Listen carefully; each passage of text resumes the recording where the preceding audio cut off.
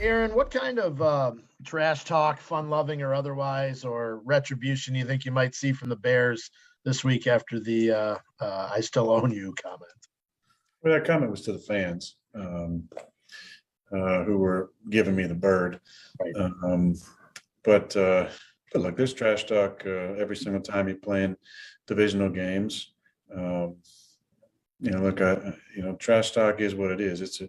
It's a professional environment. It's not really a personal environment for the most part. Usually after the game, it's all love and positivity.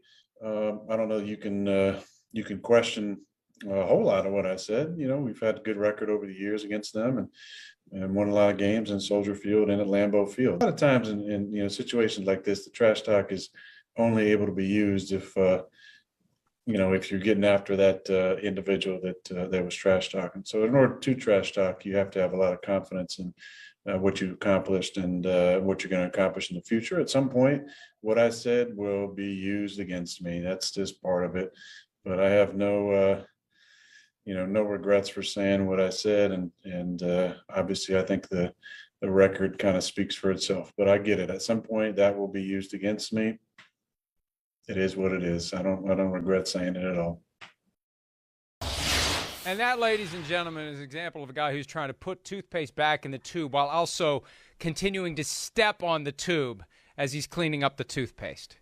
Because what he's trying to well, I don't think. Look, I don't know. Here's what it comes down to.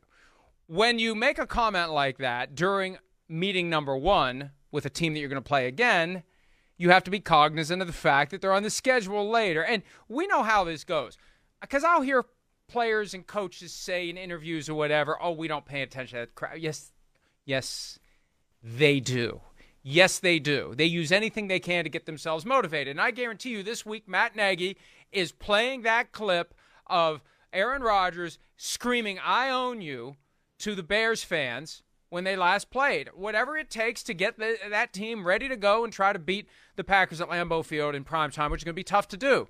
So he's kind of trying to talk it back, and it doesn't matter. Nothing he says now is going to change it. I said what I said. I I was having fun. It was in the moment, and, you don't like it, there's nothing else I can really tell you. That's the simplest explanation that he should have provided.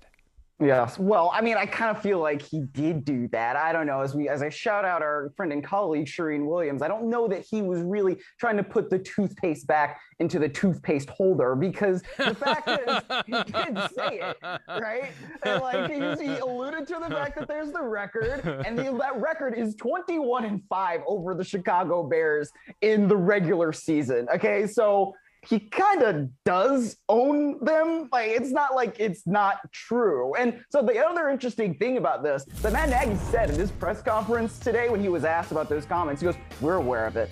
And that was pretty much all he said. And then he said, we haven't done well enough against the Packers in my time here, or something else like that. But they're obviously, yes, very well aware of it. And so it's like how Nick Saban talks about, the media just gives us rat poison. And then last week he was like, that rat poison was yummy because everybody was essentially talking about how good Georgia was and not how good Alabama is, right? So this is the same sort of thing. Rat poison, bulletin board material, whatever exactly it is you want to call it. Sure, Rodgers has provided some for the Chicago Bears, but I don't think he really cares, because he's going to go out there, even if he doesn't practice this week with that fractured pinky toe, and he's probably going to go out there and kick their ass. I don't think that that's, something that's not true.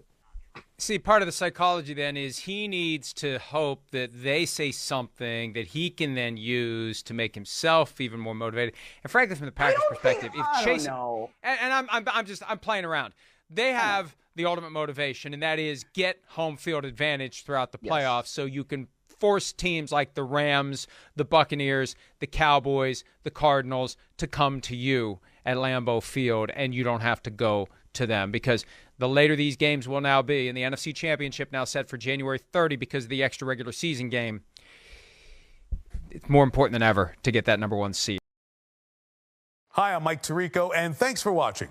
Make sure to hit subscribe for the latest news and highlights from NBC Sports.